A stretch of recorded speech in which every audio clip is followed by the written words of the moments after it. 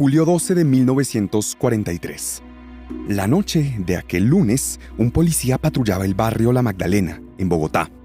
En las cercanías de un parque observó un sospechoso montículo de pasto. Al aproximarse, se dio cuenta de que escondía el cuerpo de un hombre. El agente llamó a los socorristas, pero ya no había nada que hacer. Aquel hombre estaba muerto. Cuando las autoridades hicieron el levantamiento del cuerpo, descubrieron con asombro que su rostro les era familiar.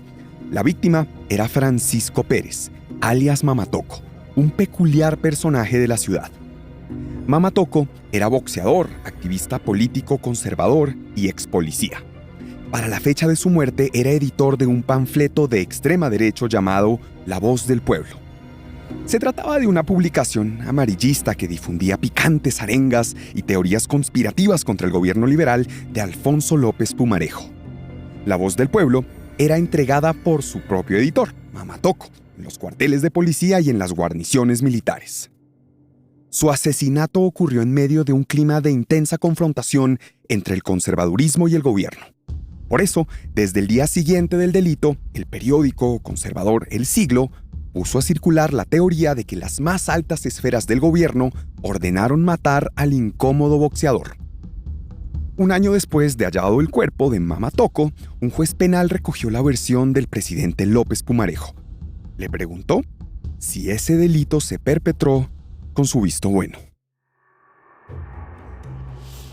Bienvenidos y bienvenidas a Desclasificados, un podcast de la no ficción sobre historias ocultas en los archivos. En cada episodio rebuscamos en carpetas engavetadas y removemos documentos oficiales para descubrir joyas enterradas por el paso del tiempo. Piedras preciosas en formas de secretos, anécdotas curiosas o casualidades de la historia con mayúscula. Soy Víctor Cabezas. En la entrega de hoy indagamos el asesinato de Francisco Pérez, Mamatoco, un caso que involucró al más cercano equipo del presidente Alfonso López Pumarejo. Entre cartas del presidente a sus ministros, informes de inteligencia y órdenes judiciales, hallamos a un gobierno navegando entre rumores de un golpe de Estado. El trasegar de aquellos días del asesinato y de la investigación, así como los detalles que casa adentro tuvo el gobierno, fueron narrados a la justicia penal por el presidente López en una declaración hasta hoy inédita. Episodio 3. ¿Quién mató a Mamatoco? El día siguiente al hallazgo del cadáver de Mamatoco, el periódico El Tiempo hizo una semblanza del fallecido. Hombre de color, boxeador que llevó sus puños por toda América, político con aspiraciones parlamentarias, comerciante en receso, conspirador ingenuo, periodista y poeta apasionado. Francisco Pérez nació en lo que entonces era un caserío llamado Mamatoco, cercano a Santa Marta, de ahí su apodo. Fue un boxeador profesional de éxito modesto. Tras colgar los guantes, tuvo un paso fugaz por la Policía Nacional. Allí empezó a construir su base política que, luego, amplificaría en La Voz del Pueblo, un panfleto que, semana a semana, él mismo metía de contrabando a los cuarteles. En esas páginas se leían notas provocadoras sobre los liberales y su relación con la indignidad en la que vivían las tropas policiales y militares. La lengua afilada de Mamatoco, su peregrinación cotidiana a los cuarteles para azuzar a los policías y su aparente desocupación laboral lo convirtieron en uno de esos personajes curiosos, típicos de ciudad pequeña, de esos que divagan entre la caricatura y la amenaza. Se lo veía en la prensa haciendo denuncias contra la corrupción en los altos mandos policiales. También peregrinaba por los cuarteles ofreciendo sus servicios como instructor de boxeo. Su paso por las comisarías de policía no se limitaba, sin embargo, a asuntos publicitarios y laborales. También había pasado por ahí como detenido. 3 veces estuvo en la cárcel. La primera por conspirar contra el presidente liberal Eduardo Santos, y las otras por desorden público, pues el hombre no rehuía la menor oportunidad de irse a los puños. Esa, de hecho, fue la primera hipótesis del juez encargado de la investigación al encontrar a Mamatoco apuñalado en un parque público. Debía tratarse de una riña mal llevada. ¿Quién, sino ese hombre, para comprarse un lío en una noche ordinaria de lunes? Los testimonios que el juez recogió, sin embargo, apuntaron a una hipótesis distinta, uno que ponía el foco del asesinato en los propios policías. Entre los curiosos que llegaron a la escena del crimen estaba un dragoneante de la 8ª División de Policía, a 3 cuadras del parque. Él declaró que hace menos de una hora había visto a Mamatocco ahí mismo, en el cuartel, acompañado de un teniente llamado Santiago Silva que vestía de civil. El teniente habría entrado a la división de policía y, minutos después, él, Mamatocco, y otros 2 desconocidos salieron con rumbo hacia el parque donde finalmente el boxeador cayó apuñalado.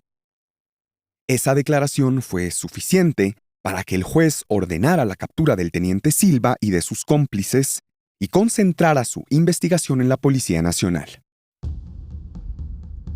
A Mamatocco las agencias de seguridad del gobierno lo tenían entre ojos. El hombre no solo era un activista antiliberal que usaba los cuarteles como cantera política, sino que además las autoridades sospechaban que podía ser una ficha del nazismo en Colombia. Así lo comunicó el director del FBI, John Edgar Hoover, al presidente Alfonso López Pumarejo, según se detalla en un informe confidencial. Los periodistas Alberto Donadío y Silvia Galvis lo hallaron y reseñaron en el libro Colombia Nazi. Mamatocco aparecía en un listado de políticos, sacerdotes, empresarios y militares con inclinaciones fascistas, dispuestos a apoyar un golpe de Estado. Aprovechando de todas maneras sus afinidades conservadoras, los líderes de esa orilla política empezaron a propagar la idea de que, detrás del crimen de Mamatocco, se escondía una conspiración liberal que llegaba hasta la casa presidencial. El periódico El Siglo, de estirpe conservadora, acusó al gobierno de haber participado en el homicidio. A través de un editorial titulado «Asesinos, asesinos, asesinos», el medio acusó al presidente López de ser el líder de una banda criminal y a su ministro de gobierno, Alberto Lleras Camargo, de intentar bloquear la investigación. Días después de señalar a la Casa de Nariño como autora del delito, el periódico titularía sus entregas matinales con una pregunta: ¿por qué mataron a Mamatocco? Así lo haría durante todo un año. El gobierno se defendió. Laureano Gómez, líder conservador y editor en jefe de El Siglo, fue denunciado por los jefes liberales. La acción judicial prosperó al punto de que un juez le ordenó a Gómez retractarse. Como él no se echó para atrás en sus señalamientos, fue capturado y encarcelado por desacato. 3 días duró entre rejas y desde ahí proclamó una frase a la que se le haría buen marketing: cuando los asesinos, los ladrones y los mentirosos están en el gobierno, el único lugar para mí, en el país, es la cárcel. Tras la liberación de Gómez, el cubrimiento de El Siglo se intensificó. A diario pululaban los reportajes que esbozaban hipótesis sobre el papel del gobierno de Alfonso López en el asesinato de Mamatocco. Replicó, por ejemplo, la teoría de que el crimen era un plan para silenciar al boxeador que, recientemente, habría sorprendido a Pedro López Miquelsen, hijo del presidente, teniendo relaciones sexuales con una mujer de la alta sociedad bogotana. También se barajó la hipótesis de que el mando policial ordenó su asesinato por su cercanía con militares golpistas y con las operaciones del partido nazi en Colombia. Esas sospechas se sumaban a la antipatía que el boxeador causaba en la cúpula militar y policial por sus pullas políticas y por alborotar constantemente los cuarteles con sus discursos y panfletos. Tras los nombres de los policías que habrían intervenido en contra del boxeador, iba el juez que investigaba el homicidio. Con la lupa puesta sobre la Policía Nacional, el juez descubrió indicios que reforzaban sus sospechas sobre el rol de la institución en las horas finales de Mamatocco. Según el expediente judicial, una serie de decisiones secretas de alto mando habrían labrado el destino del boxeador. Un testigo declaró que el 12 de julio de 1943, 2 días antes del asesinato, la policía le hizo llegar al presidente López Pumarejo un informe de inteligencia que daba cuenta de una conspiración orquestada por un grupo de militares, policías y activistas políticos. Entre estos figuraba Mamatocco. A raíz de este informe de inteligencia, el mayor Luis Carlos Hernández, encargado de seguridad de la Casa de Nariño, le pidió al secretario privado del presidente su visto bueno para infiltrar a un espía en ese grupo. Pidió también autorización para arrestar sigilosamente a algunos conspiradores, empezando por Mamatoco. La policía prefería tenerlo tras las rejas durante aquellos días, pues el gobierno se preparaba para la visita de Isaías Medina, presidente de Venezuela. La estrategia del mayor Hernández llegó finalmente a oídos del director de la policía, un hombre sin experiencia en la institución llamado José María Barrios. Según testigos, el director de la policía habría autorizado 2 métodos para detener a Mamatoco. El primero, aplicarle la ley Lleras. Se trataba de una norma promovida por Alberto Lleras Camargo, que permitía apresar a personas bajo acusaciones un tanto ambiguas, como la vagancia, la mendicidad o el carácter antisocial. Las autoridades no iban tras un acto, sino tras alguien que se adecuara a un perfil peligroso, uno en el que fácilmente podían hacer calzar a Mamatoco. Según un testigo, si esto no funcionaba, el director de la policía, José María Barrios, autorizó a montarle un escándalo al boxeador. Aprovechando la efervescencia del personaje, se le tendería una trampa. Alguien lo provocaría, Mamatoco respondería, y entonces la policía lo pondría tras las rejas por disrupción al orden público. ¿Eso era cierto? ¿Usted ordenó una detención en esos términos? Eso le preguntó el juez al director de la policía cuando le tocó comparecer a declarar. Él aceptó haber dado la orden de arresto, pero dijo no saber cómo esta desembocó en el asesinato de Mamatoco.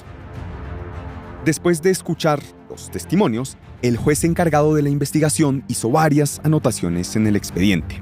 Escribió: José María Barrios dio la orden de capturar a Mamatoco bajo el disfraz de una detención legal. Según el juez, esto fue exagerado por quienes debían ejecutarla, convirtiéndose en autores materiales de un delito. Aunque no existía una prueba de que Barrios dio la orden de asesinar a Mamatoco, de todas formas su ambigua orden dio pie a la desviación, desembocó en el delito. ¿Qué puede significar para un agente de policía que su jefe máximo le pida provocar una pelea para facilitar una detención? El juez anotó, a manera de conclusión: esa impericia le atribuye responsabilidad en el desenlace. Para esta instancia de la investigación, era claro que el director de la policía autorizó detener a Mamatoco, ya fuera tendiéndole una trampa o aplicándole la ley Lleras como sujeto peligroso. Quedaba, sin embargo, la duda de cómo una orden de arresto terminó en un asesinato violento. Las sospechas recayeron sobre Luis Carlos Hernández, el jefe de la seguridad de la Casa de Nariño. En los siguientes días al asesinato, el presidente Alfonso López recibió una extraña llamada del gobernador de Cundinamarca. Le pedía al presidente atender a un testigo que tenía una importante información sobre el asesinato de Mamatoco. Este hombre afirmaba que un teniente de policía le había confesado que él y un alto oficial participaron en el crimen.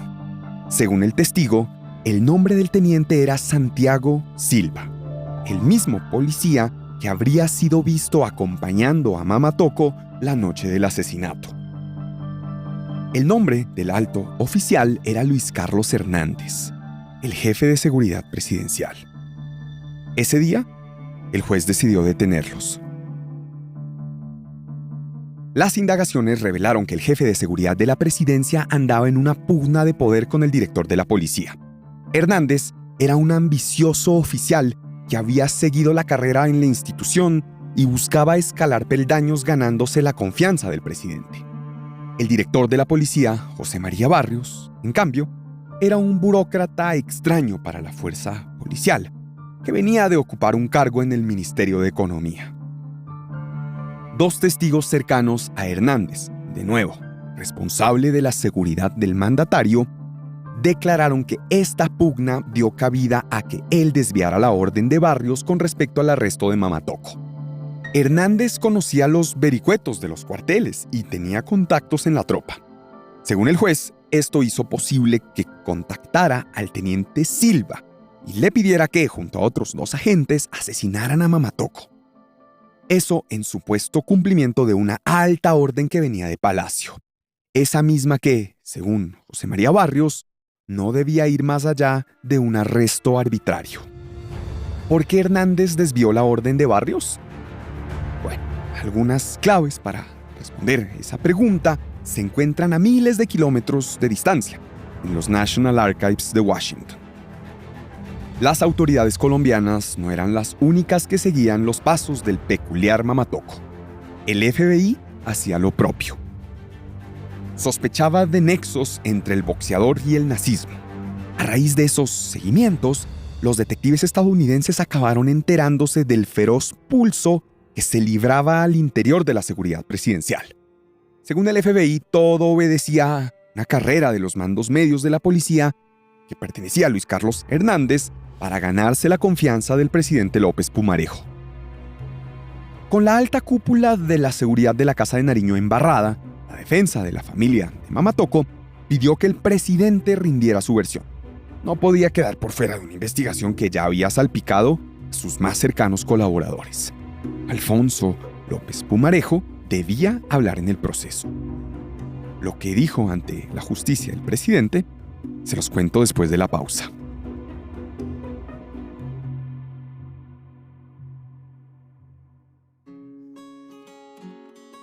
Hola, mi nombre es Víctor Cabezas y soy el productor de Desclasificados. Para contarles la historia del asesinato de Mamatoko y de las operaciones secretas que al tiempo la inteligencia japonesa y alemana estaban haciendo en Colombia, gasté mucha suela. Y es que la distancia para llegar a esa historia eran unas 1000 páginas y 10 carpetas. Estuve en Maryland, en los National Archives y luego en el Archivo Nacional de Bogotá. Ese es el recorrido que el episodio que escucharon demanda. Hoy, en mis archivos, guardo no menos de 10 historias que quiero contarles. El relato, por ejemplo, de la contratación de expertos extranjeros para sumergirse en el mar colombiano en búsqueda del tesoro del galeón San José. O un fondo de miles de páginas con los expedientes de los últimos presos de la cárcel de la isla Gorgona, el Alcatraz colombiano. Para sacar esos papeles de las penumbras del archivo, necesitamos su ayuda. Súmense a nuestra comunidad. Pueden hacerlo a partir de 8,000 pesos al mes. ¿Se suman? Solo tienen que hacer clic en el enlace que aparece en la descripción de este episodio. Mil gracias desde ya.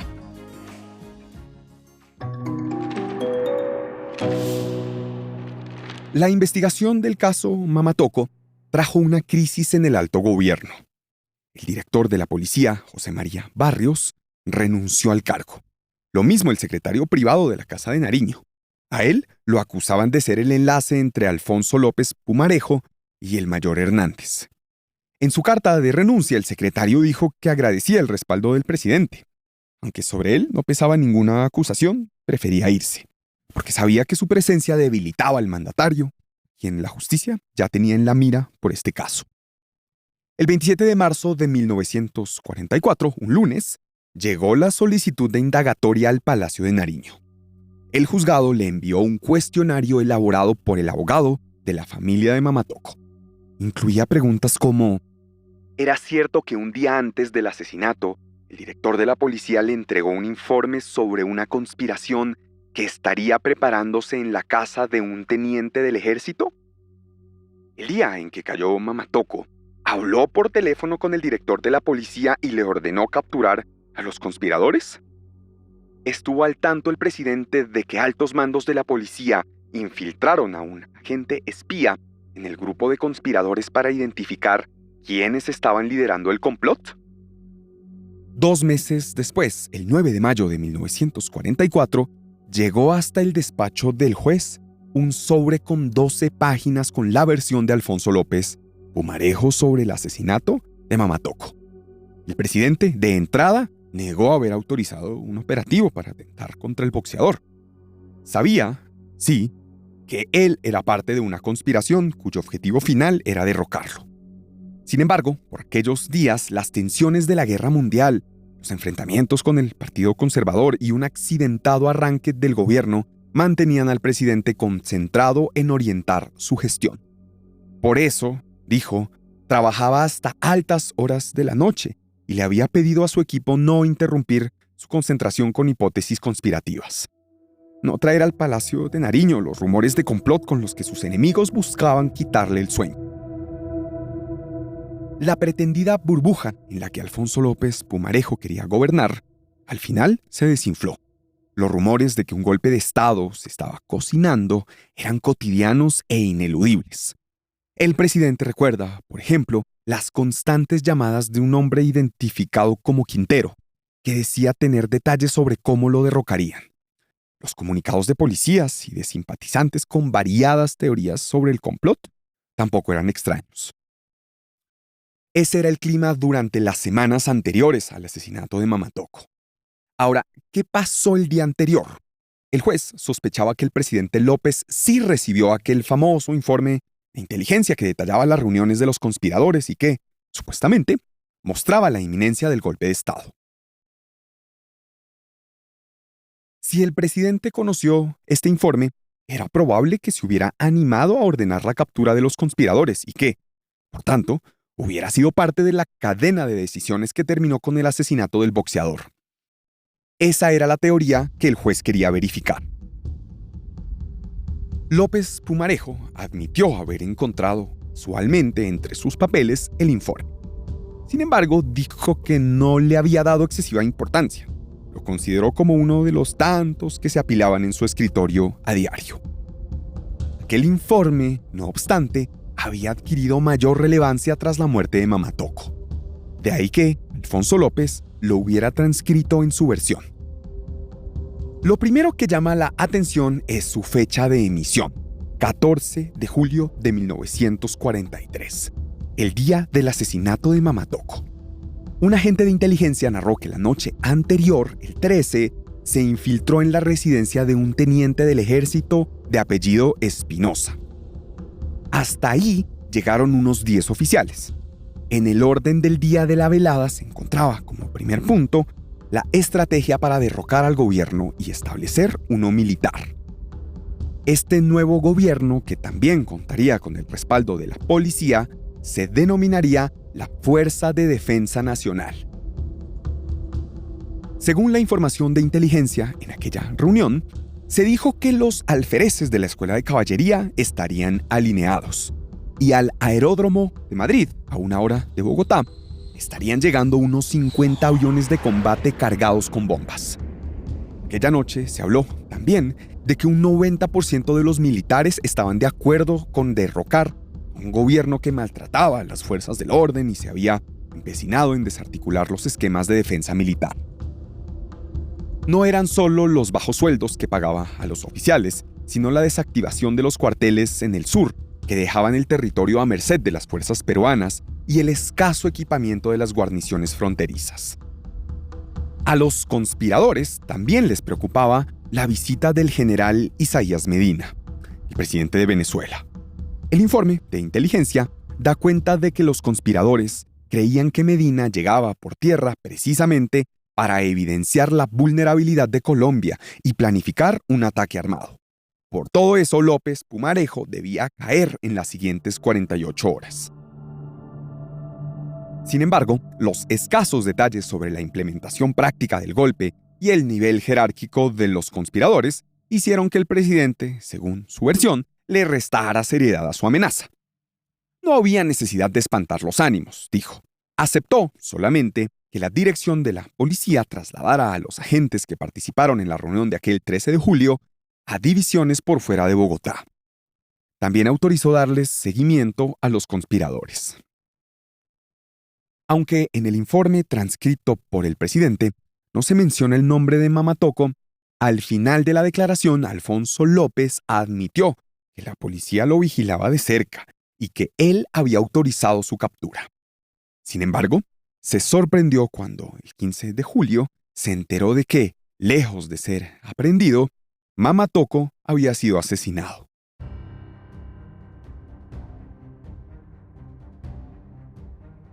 Ante la abrumadora evidencia compilada por la justicia, el teniente Silva y 2 de sus acólitos, los agentes Oliverio Ayala y Rubén Borges, se entregaron y confesaron el crimen.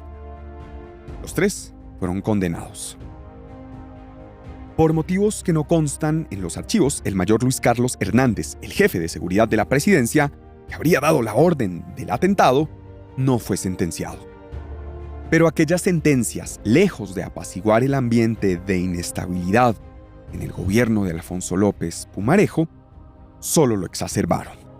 El escándalo de Mamatoco golpeó la reputación de la policía y fue usado como carne de cañón por el Partido Conservador para visibilizar las inconsistencias y la debilidad del régimen liberal. Tan pronto se agotó este escándalo, los conservadores sacarían otro en los titulares del siglo. Una operación económica con la que el hijo del presidente, López Pumarejo, Alfonso López Mikkelsen, se habría quedado con una buena tajada de la cervecería Bavaria. Esto luego de comprar a su mayor accionista, una empresa holandesa llamada Handel. El problema era que, como Holanda estaba ocupada por el régimen nazi, por ley, una empresa registrada en ese país debía pasar a manos colombianas. En los preparativos de la transacción, el hijo del presidente habría tenido información privilegiada que le fue útil para esa millonaria adquisición. Este y otros escándalos labraron el camino que el tan cantado golpe de Estado contra López Pumarejo se intentara un año después del asesinato de Mamatoco. La escena ocurriría a poco más de 800 kilómetros de Bogotá, la ciudad de Pasto. Esa historia en el siguiente episodio. 2 notas para terminar. Primera, una broma de modestas dimensiones salió del caso Mamatoco. Los bogotanos de la época hacían alarde jocoso de que un niño guitarrista le preguntaba a su madre: «Mamá, ¿toco?». Y ella respondía: «No, ala, mejor silba». Segunda, 4 años después de ser condenados, el teniente Silva y sus 2 cómplices se escaparon de la cárcel. Fue un 9 de abril de 1948. Jorge Eliezer Gaitán había sido asesinado y en medio de una Bogotá en llamas, los agentes huyeron y jamás fueron recapturados. Desclasificados es una producción de la no ficción. Esta historia fue investigada, escrita y narrada por mí, Víctor Cabezas. La edición es de Juan Serrano. La mezcla y el diseño sonoro son de Jairo Pineda. La carátula del podcast es de Isabela Sotovallejo, el marketing y las comunicaciones son de Isabela Sotovallejo, Shaquén Moreno y Gabriela Rivera. Nos vemos la siguiente semana. Todas y todos, muchas gracias por escuchar.